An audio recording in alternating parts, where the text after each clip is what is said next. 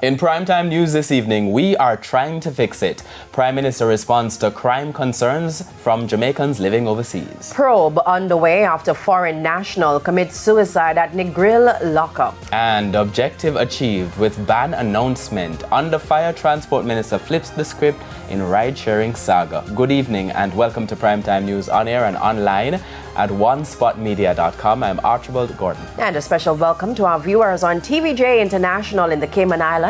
I'm Janella Precious. With a preview of what's to come in business news, here's Andrea Chisholm. Janella, we continue to look at the impact of climate change on the tourism industry in the Caribbean, and at least 3 countries are actively tackling the issues. That and more in the Business Day. And I feel like this is going to be the season when I'm going to be asking, is the major sports story about track and field? I'm sorry, that's all I care about. Or West Indies cricket. Or West Indies. Oh yeah, the cricket can work. topical. The cricket can work. Spencer, what's coming up?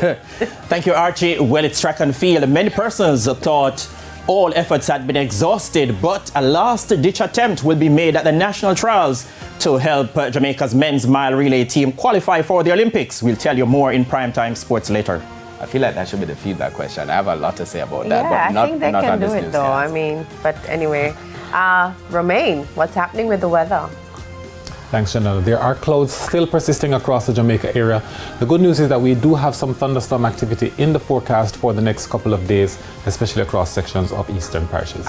It shows you how things have changed, that we're saying thunderstorm activity. That's the good news. There's also E-Prime as well as a sports commentary in this newscast. But before the break, the feedback question. And this evening we are asking, what do you make of the increase in fatal shootings by the security forces recently? You can share your comments online, facebook.com/televisionjamaica, and you can post on X at TVJ News Center. Please stay with us. Primetime News returns after this break.